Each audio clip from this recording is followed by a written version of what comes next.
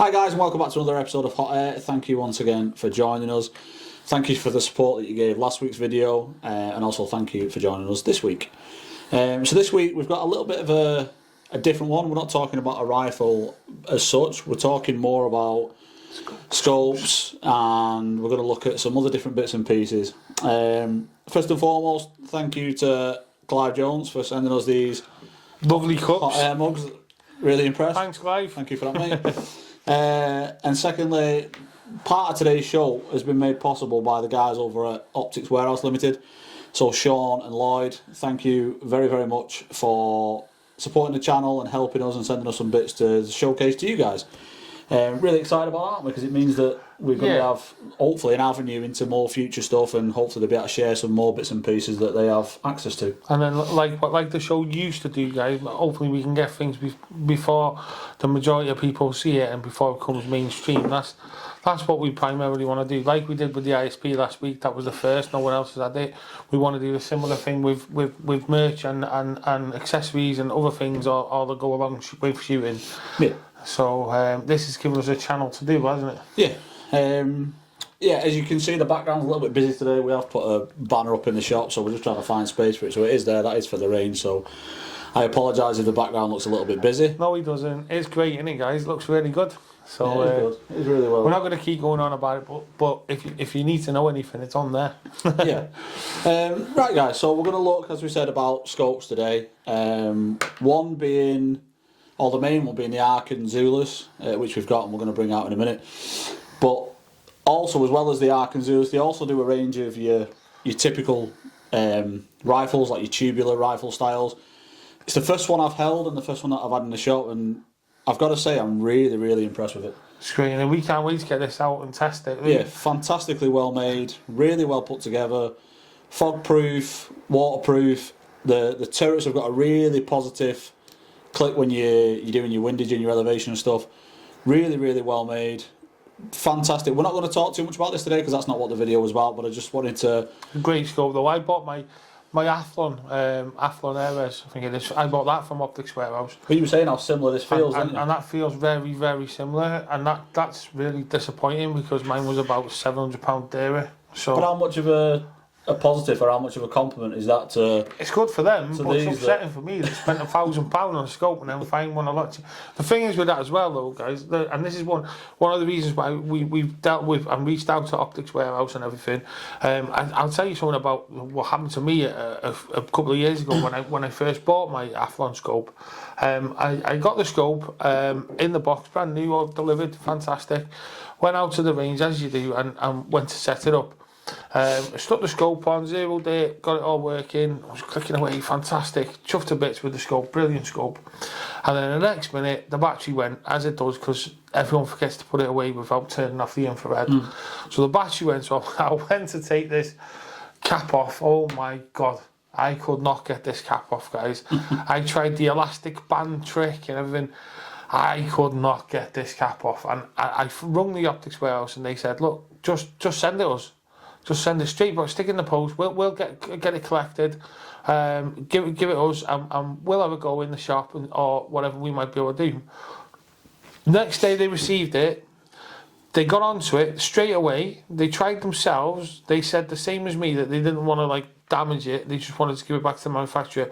And that next day I had a new scope out. It's good, isn't it? It is just good. Just straight away, and that's why I think many of you watching that I've bought from them will all say the same thing, that they're absolutely fantastic for I mean, we shouldn't be saying it. You've got a shop here that you want to sell things from, and we want to come to the little man in the shops, and obviously you spend your money in the little man in the shops. Don't go to these big people like Optics Warehouse. No money, kidding, but seriously, for an internet-based company, they're fantastic, aren't they? Yeah, very good, very nice guys, very pleasant to deal with. So anyway, so this one is the EPL4. It's a 624x50. It's a fixed focal plane scope.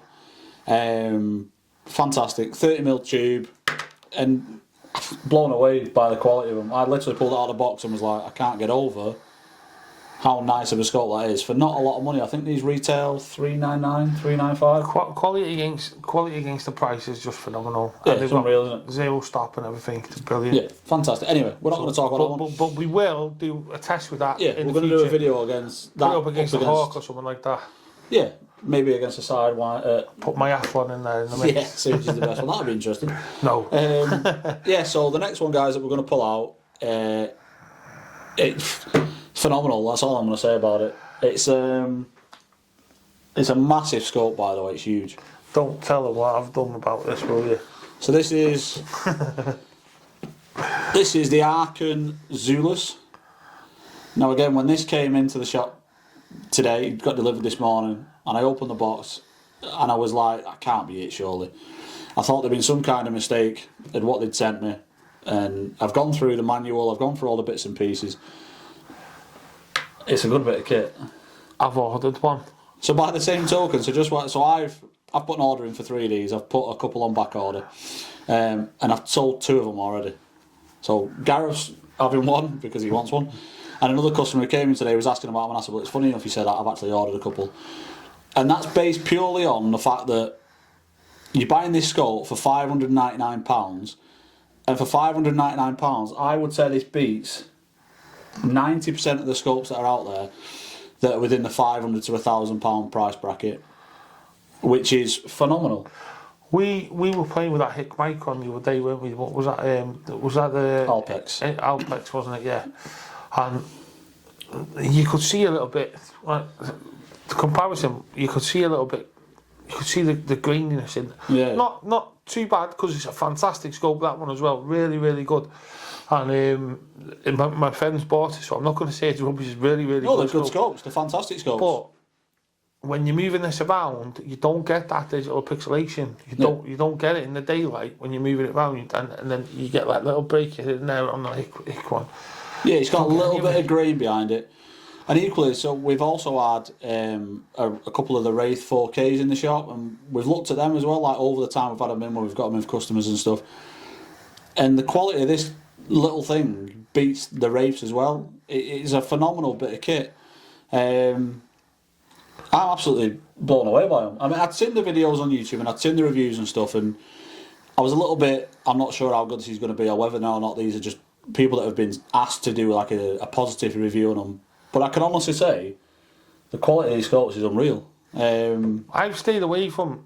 I'll be honest. I'm more of a traditional person, and I love my lamps and things like that. I'm all for sticking a really high powered torch on top of your gun and going out and stopping the rabbit in his tracks and then shooting it. And I'll still do that because I love doing that. But these things, when they don't even know you're there, that's brilliant, isn't it? Well, the thing is, I mean, like I said, I do a lot of deer stalking, and the guys that I also know who do deer stalking, when you go from having nothing and using your binoculars and you start using a thermal scope or a thermal spotter, that's pretty much what I use. I don't use a thermal rifle scope, I use a thermal spotter. But it's like you're allowed into this world that you would not necessarily ever be allowed into, and it's the same when you're night shooting. So like when I used to have birds of prey, I have Harris hawks and stuff, and I used to go lamping with the Harris hawks, and that was fantastic, but you only literally had that little beam of light that was kind of like your window into the darkness, if you like. Whereas these, it creates such an open world for you, and when the clarity is as good as it is on these, it's fantastic. You can just sit and watch for a few minutes, can't you? Yeah, and nothing knows you're there. You're so silent, like I said, there's no way that you're going to give yourself away. It's unreal. You've got to be quite snappy when you're lamping. You've got to get it up, get it on target and fire, and you've got to figure out in your own mind how far away everything is, and work out what mill that you're going to shoot off, which we're going to talk about in a little bit. You'll see on it. Hopefully you'll like that, but we'll see. Dr. Gareth. Dr. Gareth. I'll teach you, Gareth. Call him sir. But this is a little bit. This takes all that away. All that away. I mean, it does something in there. It's got a ballistics calculator, guys, called, and you basically get an app on your phone, and you fill in the app with sort of pellet weight and the length of your barrel, and you need one thing you need to have. Just saying, not just pellet. This is bullet as well. All calibers, which is madness. The fact that you can strap that to a 223 or a 222 or a 308 or whatever, and it'll work exactly the same. And as Gareth said, the ballistic calculator, you can work out exactly what you need to work out on that app. Drop down. Whether that be a pellet or 150 grain round, whatever it might be, it's. But you do need to know the velocity. So like obviously on a bullet gun, on a full bore, you'd know the velocity from the bullet. Yeah. But with unfortunately with pellet gun, you will need to have some sort of chronograph so that you can work out exactly what feet per second you're going to be firing at. And then as soon as you know them couple of things, you put it into the app. And when you're aiming, you press the button to see how far away it checks how far away it is, and then it puts a dot on your mil dots showing where it's going to hit. Yeah. So if you're shooting if you're zeroed at 30 yards and you've got your crosshair on, and you point at a wall that's 60 yards away, and you press the button and it comes up 60 yards, it might come about 3 dots down, but it'll put a red dot 3 dots down and say, that's where your pellet's going to hit. And when you pull that trigger, that's where it hits. Yeah. It's brilliant. Yeah, they're incredible. It just takes all the guesswork. Yeah. You know, you're going to become a first-class hunter when you strap one of these on. Yeah, military-grade sniper, one of these. Yeah, it's brilliant. So this is the HD 5x20 IR. So it has got the infrared on it. I think it weighs just short of 600 grams. I think it's like 570, 580 grams. I got Gareth to measure it before with a ruler just to see exactly how compact it is, because the camera may not pick up just how dinky this thing is. It's 20 centimetres in length. It's 8 centimetres wide and 6 centimetres deep. And something that weighs less than 600 grams, it's incredible. You pull that on a bullpup, you're an absolute killer machine. Yeah. There's a 1,000-metre rangefinder also on this, and as Gareth said, that has got the ballistic calculator on it. It's got an inbuilt IR, so it's not something you have to click off and then click back on as and when you need it. It's got an OLED display in it, so the picture quality is really, really crystal clear. It's waterproof. I think you can immerse it in between 150 and 1,000 millimetres of water for like half an hour, which is bizarre in itself. And like I said, the price. It's also got something that I find really important, is that you can change the colour of the ret. Yeah. So I know a lot of these scopes that just have a black ret, and I find that I tend to, when I'm in the forest or something like that, and I've got such a fine reticle, because the ret on that is fantastic. I don't know if the one when I was playing, I'm not sure if you can change the ret to a different style. You probably can on these things. You can do everything else. Yeah, you do it in the settings, don't you? But the ret that I picked was like a lot like the ret in my Athlon, so I was very familiar with it.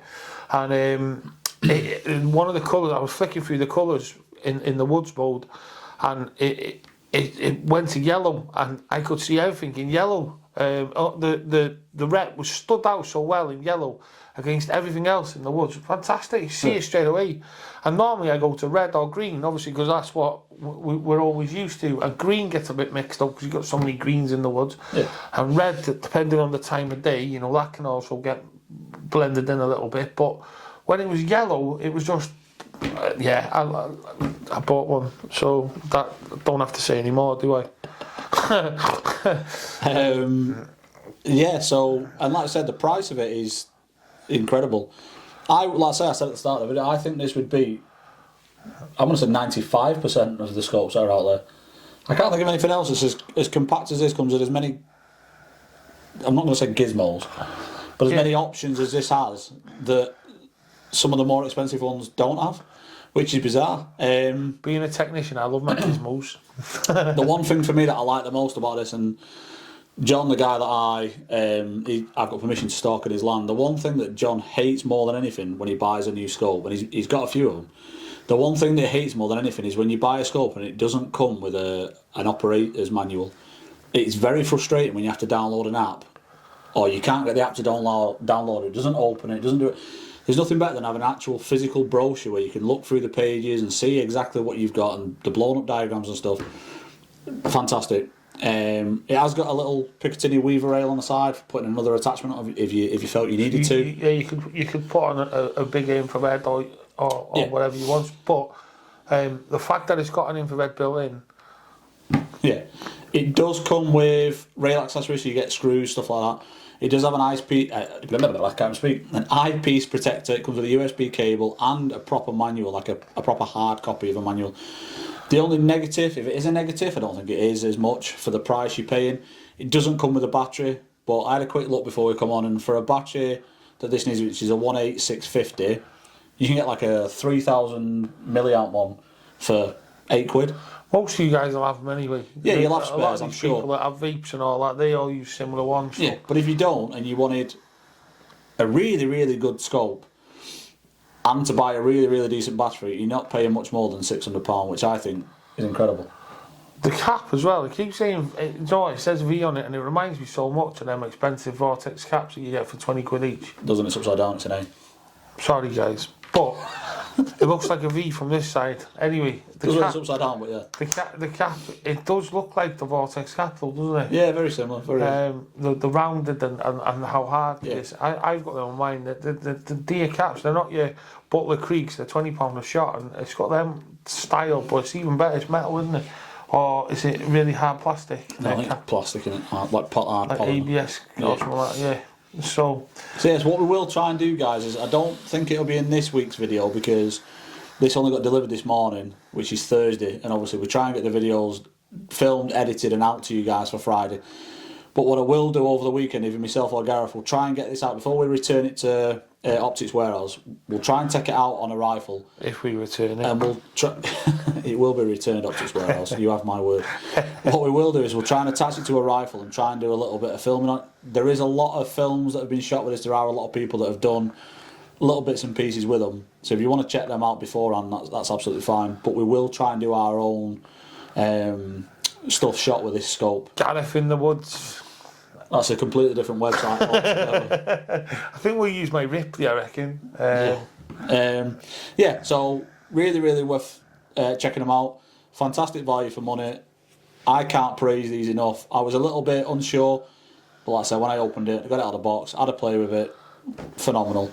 What I will do is we'll do a little bit of a close-up now for, obviously, because you guys won't be able to see all the intricacies that it's got. So we'll drop a little bit of a video of the close-up of this now. Yeah, so this is the Arken Zulus, guys, as we've just said. So as you can see, really sleek design. It's got a really nice matte black finish to it. Really comfy eyepiece. Built-in IR. Really positive locking cover. Picatinny or weave reel on the side. That's your little screw cap there for your charging port that's inside. And all in all, guys, a really, really well put together scope. Really clear function buttons. Fantastic. Yeah, so if you like the Arken, guys, I think they're absolutely fantastic, and I'm blown away. One thing we do keep getting asked a lot about in the shop and also via direct messages and stuff is from new shooters trying to understand the difference between pellet trajectory, so like the two obvious calibers to discuss are 177 and 22, and trying to explain to them about how a pellet reacts over certain distances. So one thing we thought we'd do is we'd send Gareth, Dr. Gareth as he started calling himself, or Mr. Gareth, I can't remember what he said. We're going to send him over to the dry whiteboard in a minute. He's got a couple of diagrams he's going to put on the board, he's going to talk and try and explain to those of you that are new to shooting that might not necessarily understand how a pellet reacts or what it does over certain distances to try and make it a little bit clearer for you. So over to Gareth for the whiteboard. Just before we go over to me, it's just going to be a very basic outline, guys, of why you might choose 177 or you might choose 22 and show the differences so that it gives you more information when you go to purchase a rifle to help you a little bit. So like Will said, it's very basic. I don't want to get so involved, but it's also going to give you, if you are looking to start HFT or field target, hopefully it'll give you a little bit of information about that as well. And then take this information that I'm going to give you to your clubs, speak to people, ask the right questions from the information I give you, and then go and pick the oldest guy that hits everything and ask him about it, because he'll tell you a damn sight better than I will. So, and then you can put it into practice at the clubs and stuff like that then. So hopefully me at the whiteboard might make a little bit of sense. Over to Professor Gareth. To Professor. Welcome to Dr. Gareth's Optics Information. So this is just going to be a brief heads up on some information about HFT and field target and the difference between the two and how they use them. So with a field target scope, it's generally like a 10 to 50 by 60 or something huge like that. They use massive scopes. The zoom is important because they can, on the zoom, on the high zoom, they can use the focus wheel. I don't know if you can see the focus wheel here, guys. It has the yards on there, but what they do, they increase the size of the focus wheel. People like John Harris and people like that, they sell focus wheels that you can increase the size and just bolt on over the top. And once they're increased, when you're turning, you can put every single yard. So for instance, when you're zoomed in at 10 times magnification and you adjust this side wheel may come into focus at literally 10 yards, and then you move it 1 mil and it'll go out of focus again. So you come back in and it's back in focus, so you know on the scope at that point it's literally 10 yards. So you can mark 10 yards and put a little pointer on the side of your mount or something like that. And that's what we end up with, is a whole row of information for people to look at, so that you see when you're looking through the scope and you're not sure the distance, you can zoom in and out until it focuses, and when it focuses, you know, oh, that's 35 yards or it's 37 yards, because they do go in depth. That's why they increase the size so much, so you can get each of the yards right down. So and that's important, because once they know the yards, they have a table and they can use that table. 37 yards might be 2 dots up on their ret or whatever it might be, and that's where the calculations come into it. So that's field target scopes, quite in depth. And with that, I want to take you on to a little bit about trajectory and pellet trajectory, so that you can understand the HFT and the field target and the pellet drop, if you like. So I've done a little board. Here's one I made earlier. Please forgive my drawings. This here is meant to be a scope, and that's a barrel. Okay, that's a scope, that's a barrel, and it really is, honestly. So I'm no artist anyway. So here's a table. This is 177, this is 22, and it's just showing the trajectory over distance. So if you imagine, this is 0, 15 meters, 30 meters, 40 meters, 50 meters, or yards, whatever it might be. The same again on the bottom, and this is showing that with a 177, the trajectory over 15 meters has a second 0. It might not be 15 meters, it might be 12 meters, 13 meters, but usually it's around there.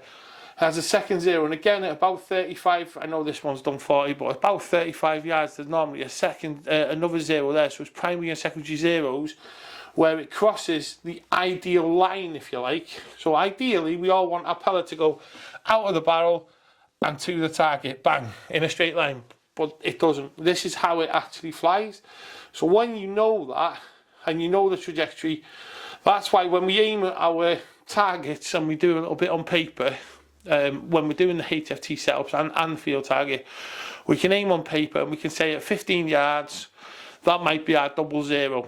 So we'll do a little table, 15 yards, always shoot at 0. At 20 yards, it might be 1/2 mil dot up or something like that, and we'll make a table of exactly where they are, so that the mil dots on the sides make sense to where you're dropping your pellet.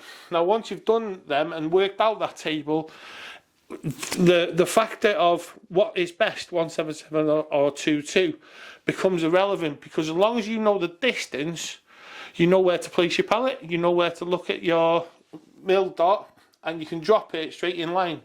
It's just that with a 177, you have a flatter trajectory overall, as opposed to a 22 where you can see it comes up and it's really high up, and then it'll come down. So for instance, at 50 yards, I might be aiming 4 or 5 inches down with a 177, giving it 4 or 5 inches up, sorry, hold over. But at 50 yards with a 22, I might be aiming 8 or 9 inches. So there's a massive drop, and the trajectory is more balanced and straighter on a 177 than it is on a 22. And this is why you never see people really doing HFT with a 177. And there is a class that does it, but obviously it's very difficult. So the guys that do it tend to have won everything in 177, and then they want to challenge themselves and go on to 2-2. So one last thing that you can do with your scope, everyone, is when you really get into your HFT and your field target, you can use your mil dots to check your distances out. So you can basically say to yourself, right, at 20 yards, your target, which may be a knockdown target, maybe the rabbit or squirrel, whatever it might be, if it sits between the markers, and you can use your markers, your mil dots, to place the distance between it, so that you know that if it's between there and there, it might be 30 yards. If it's between there and there, it might be 15 yards. And you can also think about setting that up in a little table for yourselves. So it gives you some more information about how you guys can use your scope a little bit more, and hopefully make you better hunters. So that might have been no use whatsoever for you guys that are taking up HFT, taking up field target. I hope it was a little bit of information that helps you. Obviously, there'll be guys in your clubs and everything that will tell you more, and everyone does it their own way as well. So if you've got your own way of doing it, just let us know. These aren't to scale, so please don't crucify me on that. There's a lot more I know about increasing the size of the distance between your barrel and your centre of your scope for field target and things like that, but I don't want to go into it in a massive way. I don't want to confuse anyone anymore. I think this is confusing enough. So hopefully we've benefited from that, and back to the studio. Cheers. Yeah, guys, so we hope that made things a little bit clearer for those of you that are trying to get into shooting, or maybe you've been doing it for a little while and you're still trying to understand the basics, principles of... Might have made it foggier for you. We hope not. Hopefully that makes it a little bit more easier to understand about pellet trajectory and your line of fire and stuff. We hope you've enjoyed this week's episode. It's been great having this stuff sent to us. Like I said, we will try and do something out in the field with the little Zulus. I've got really high expectations of what that's going to be able to do. Yeah, and thank you as well from myself as well for to the Optics Warehouse for letting us have these, and hopefully this will give us a lot more content for you guys in the future, because that's what it's all about, getting the content. And one thing that I want to tell you guys, and Gwil's made it clear to Optics Warehouse as well, if something's rubbish, we're going to say it's rubbish. And we're not just saying that this scope is brilliant because it... Well, the reason that we did... So the reason...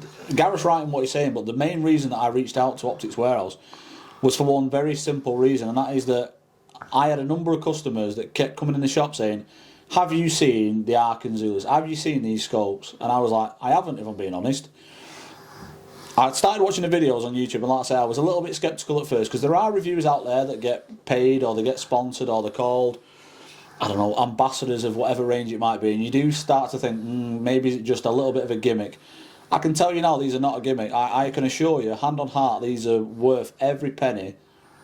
And if you get the opportunity to look at one, or see one, or view one, or even buy one, they're well worth buying. And like I said, I will always listen to customers if they say they want to look at something, or they tell me something's good and it's got a positive review. And as Gareth said, if it's not positive, I'll tell you, and so will Gareth will say it. That's it. And with Optics Warehouse, they sell everything, so they're not bothered if we say something's not very good. They're not going to be bothered by it, because they sell every range. They sell all the different makes and the models. So if we say a Hawk something is rubbish, or if we say that MTC is rubbish, they're not going to be. They're going to let us say it, and that's the beauty of it. Because the more honest we are, hopefully the more you'll understand from us that we're not going to send you down the path of buying something that's crap. I'm putting my hand in my pocket and buying one of them purely because I wanted to get into it. We did all this stuff about them. We were looking at them. Gwil was showing me about different thermals. He's got £5,000. So that's out of my budget, guys. But I'm going to stay away from the thermal anyway, and I'm going to go with this day-night scope, which I've obviously ordered, put it on back order. So because I don't think there's any available, is there? No, I think it's 2-3 week lead time. So I've gone for that, and I'm going to have that as my hunting scope. So I'm going to have a dedicated target scope that I need to look for a rifle for, and I'm going to have this on top of my dedicated hunting rifle, because I don't think. I think with the day and night properties of it, it's fantastic. It covers both areas, but obviously I want to keep a target scope because the clarity on some of these higher, target scopes. And when you're on a range and you're doing just target, I want to have a normal scope as well. So that's why I've chose it. So yeah, we've gone down the road of different ones, and that's where we came to. So we're going to put it against some now, and hopefully in the next few weeks we can put it against some different ones, can't we? Yeah, and it might be interesting, guys, if we do kind of like a grid where we pick 5 or 6 of the best team scopes and we grade them from like price, build quality, pitch quality, and we'll do like a little bit of an ongoing tally, if you like. So Will said we got the Wraith. We got this. What else we got? We've got a Pulsar Digix C50. We've got a Pulsar guy coming in next show, haven't we? Yeah, so the Pulsar guy's here next week. So Tom, you're in for a few questions when we ask you. But we can get a Pulsar against it, and we can if you guys want to see something, if you particularly looking at buying one, and you want to put it as a comparison against this, let us know and we'll try and get hold of it. Put it in the comments and we'll see if we can get hold of that. Yeah. So thanks for joining us for this week's episode. Thanks once again to Clive for the mugs. Thank you to Optics Warehouse for lending us these 2 units, and also thank you to you guys for consistently sponsoring the channel, liking and subscribing. I think we're only like 7,000 subs now. Oh guys, come on!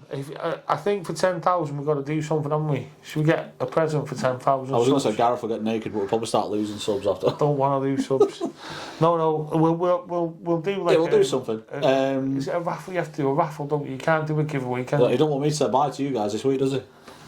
We'll get out of here. We'll come up with something, guys, for 10,000 subs. If we ever get to that point, I hope we do. So yeah, we'll come up with something. But thank you for tuning in. Please like, subscribe, leave as many comments as you can, and we'll see you next week. See you next week, guys. Take care. Bye.